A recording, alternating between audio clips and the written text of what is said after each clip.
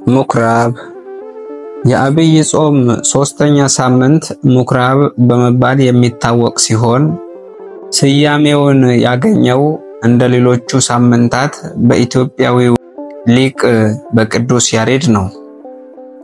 ምኩራብ ማለት ቀጥተኛ ፍቺው ኮረበ፣ ሰቀለ ወይንም ደግሞ ባትሰራ ከሚለው የግዕዝ ቃል የተገኘ ሲሆን ኮረብታ፣ ተራራ የሚል ትርጉም ይሰጠዋል። ታላቅ ሕንፃ ማለት ከዚህም የተነሳ የአይሁድ ቤተ መቅደስ ወይንም የአይሁድ ቤተ ጸሎት ማለትንም ይወክላል። እንደ ቤተ ክርስቲያናችን ሥርዓትና ትውፊት መሰረት በአብይ ጾም 8ቱ ሰንበታት ሊዘመርባቸው የተዘጋጀው የጾመ ድጓ መዝሙር ነው። በየሰንበቱ የሚነበቡ የመጽሐፍ ቅዱስ ምንባባት፣ የሚዘመሩት የዳዊት መዝሙራት ወይንም ምስባክ ከሰንበቱ ስያሜ ጋር የሚያያዙና የሚዛመዱ ናቸው። በሰንበታቱ ውስጥ የሚነበበውና የሚዘመረው ጌታችን በመዋዕለ ስብከቱ ያስተማራቸውን ትምህርቶችና የሰራቸውን ዋና ዋና ተአምራትና መንክራት ማለትም ኢየሱስ ክርስቶስ በመዋዕለ ስጋዌው የሰራቸውን ተአምራት የሚያመለክቱ ናቸው። ጾሙ የጌታ ጾም ስለሆነ ሁሉም መዝሙራትና ምንባባት ከጌታ ትምህርትና ሥራ ጋር የተያያዙ ናቸው። በዚህ መሰረት ሶስተኛው ሰንበት ምኩራብ ተብሎ ተሰይሟል። ቦአ ኢየሱስ ምኩራበ አይሁድ የሚልና ይህን የመሰለ ጌታ በምኩራብ ማስተማሩን የሚዘክር የሚቀርብበት ሳምንት ነው። በብሉይ ኪዳን ዘመን በኢየሩሳሌም የአይሁድ ቤተ መቅደስ ነበራቸው። አምላካቸውን እግዚአብሔርን የሚያመሰግኑበት ቤተ መቅደስ ወይንም ምኩራብ ነበራቸው። ታዲያ ናቡከደነጾር ኢየሩሳሌምን በወረረ ጊዜ ግን ቤተ መቅደሱን አፍርሶባቸው ሕዝቡንም ወደ ባቢሎን አፈለሰ። ከዚህም ጊዜ ጀምሮ አይሁድ በሚኖሩባቸው ስፍራዎች ሁሉ ለጸሎት ቤት ይሰሩ ነበር። ጌታችን መድኃኒታችን ኢየሱስ ክርስቶስ በኢየሩሳሌም እየተዘዋወረ በሚያስተምርበት ጊዜ ግን ብዙ ምኩራቦች ነበሩ። ሐዋርያት በሚያስተምሩበት ወቅት ከአንዳንድ ቦታዎች በቀር ምኩራቦች ተገንብተው ወንጌልን አስተምረዋል። በብሉይ ኪዳን ዘመን ቢያንስ 10 የጎለመሱ ወንዶች የቤተሰብ ኃላፊዎች በቦታው የተገኙ እነዚህን የመሳሰሉ ምኩራቦች ሰርተው አሊያም ደግሞ አቅም ካላቸው ለመስራት ይፈቀድላቸው ነበር። በምኩራብ ውስጥም የሕግ መጻሕፍትና በነቢያት የተጻፉት ጽሑፎች በብራና ጥቅልል ይገኙበትም ነበር። ምዕመኑ እንዲሰማቸው እንደ መድረክ ባለ ቦታ ላይ ካህናትና መምህራን ቆመው መጻሕፍትን ያነቡላቸውም ነበር። ቃለ እግዚአብሔርንም ያስተምሩበት ነበር።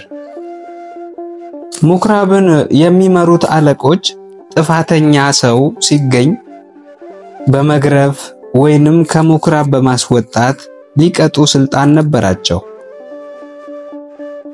አገልጋይ ወይንም የሚራዱ ወጣቶች ልጆችን በማስተማር ጥቅልሎችን በማቅረብ በተጨማሪ የአለቆችን ትእዛዝ በመፈጸም ያገለግሉም ነበር። በየሰንበቱ ሕዝቡ ሁሉ በተሰበሰበበት በምኩራብ ተሰብስበው አምልኮታቸውንም ይፈጽሙ ነበር።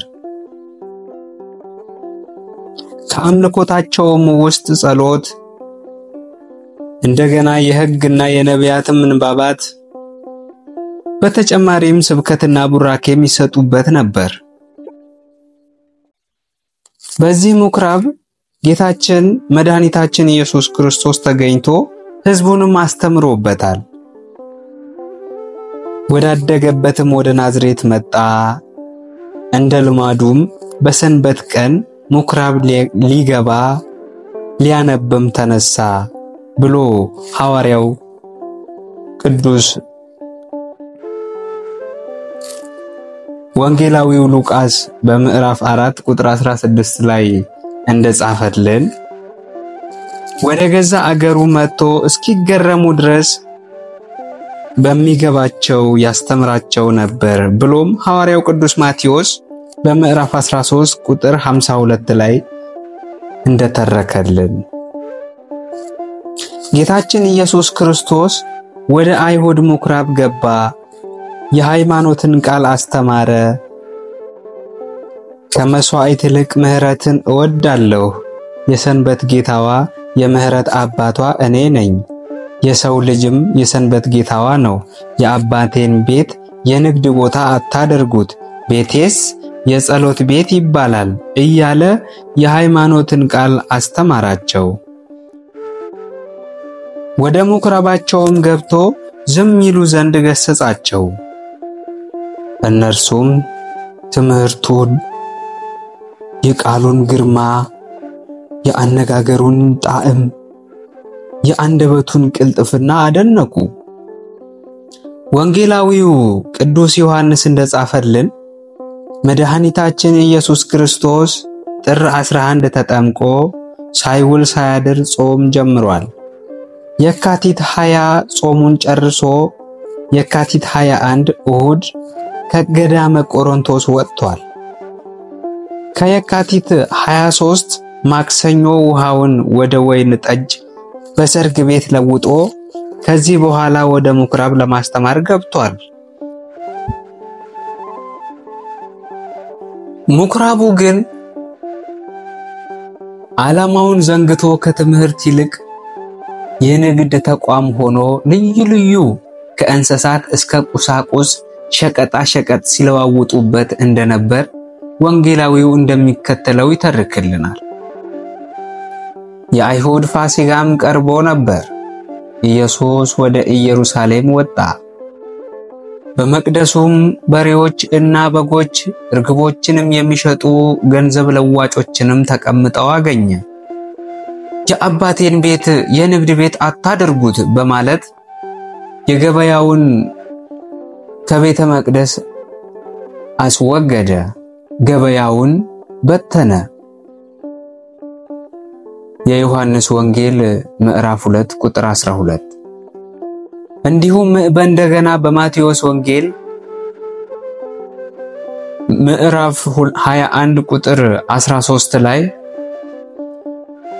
እንዲህ ሲል ተጽፏል፣ ቤቴ የጸሎት ቤት ትባላለች ተብሎ ተጽፏል፣ እናንተ ግን የወንበዴዎች ዋሻ አደረጋችኋት። ለሁሉም ቦታ አለው። የንግድ ቦታ ራሱን የቻለ ልዩ የትምህርትና የጸሎት የመስዋዕት መቅረቢያም ሕዝብ ሁሉ ወደ ፈጣሪው የሚማጸንበት ቅዱስ ቦታ የሥጋዊ መገልገያ ሳይሆን የመንፈሳዊ መገልገያ ደግሞ ቤተ መቅደስ ወይንም ምኩራብ የተሰኘ መንፈሳዊ ተቋም ነበር። ክርስቶስ ወደ ምኩራብ ሲገባ ያገኘው የተገላቢጦሽ ሆኖ ከመንፈሳዊነቱ ሥጋዊነቱ አመዝኖ የንግድ ተቋም ሆኖ ነው። ስለዚህ የምኩራብ አላፊዎች የትምህርትና የጸሎት ቦታ መሆኑ ቢነገራቸው ስለ አምላክነቱ ያልተረዱ ፍቅረ ነዋይ ያናወዛቸው ፈሪሳውያን በማን ስልጣን እነዚህን ታደርጋለህ? ይህን ስልጣን ማን ሰጠህ? ብለው ይጠይቁትም ነበር። እርሱ ግን ገበያውን አጽድቶ አፈራርሶ የአባቱ ቤት የጸሎት ቤት መሆኑን አረጋገጠ። የተወደዳችሁ ኦርቶዶክሳውያን ስለ እግዚአብሔር ማንነት ለመረዳት ወይንም ምድራዊ ጥቅም ለመፈለግ ከዚህ ያደርሳል ማለት እግዚአብሔርን ምን አገባው ያሰኛል። እንደዚህ ያሉ ሰዎች ዛሬም እንዳሉ ልብ ማለት ያስፈልጋል። ውድ ክርስቲያኖች ከምኩራብ ቀደም በማለት እግዚአብሔር በኖህ መርከብ ውስጥ ከኖህ ጋር አብሮ ይሰራ ነበር። ኋላም ከሙሴ ጋር በደብተራ ኦሪት አብሮ ሲሰራ ኖሯል። እንደገናም በሰለሞን ቤተ መቅደስ ከሰለሞን ጋር ለተወሰነ ጊዜ አብሮ ሰርቷል። ከዚህም በኋላ ግን በክርስቶስ ዘመን ቤተ መቅደስነቱ ቀርቶ የእግዚአብሔር ማደሪያነቱም ተዘንግቶ ይህ ያየነው ችግር በካህናቱ አማካኝነት ተከስቷል። እግዚአብሔርም እንደ አምላክነቱ ይህንን ቤተ መቅደስና አገልጋይ ተብዬዎች ለአንዴና ለመጨረሻ ጊዜ አስወግዶ ዓለም አቀፋዊቷን ቤተክርስቲያን በደሙ መስርቷታል። ለዚህም ማሳያ የሐዋርያት ሥራ ምዕራፍ 20 ቁጥር 28 ላይ ተጽፎ ይገኛል። ዛሬ ክርስቶስ ቢመጣ ቤተክርስቲያንና አገልጋዮቹን ምን የሚለንና ምን የምንለው ይመስላችኋል? በእያንዳንዳችን ውስጥ ምንድነው የተከማቸው? ጽድቅ ወይንስ ኃጢአት? ፍቅር ወይንስ ጥላቻ? እውነት ወይንስ ሐሰት? አንድነት ወይንስ መለያየት? ሌብነት ወይንስ ንጹህነት? ትህትና ወይንስ ትዕቢት? እምነት ወይንስ ክህደት? መልካም አስተዳዳሪነት ወይንስ ገልባጭነት፣ ዘራፊነት? ይህ ጉድ አዋቂው፣ ይህንን ሁሉ ነገር አዋቂ እግዚአብሔርና ሕሊና ነው።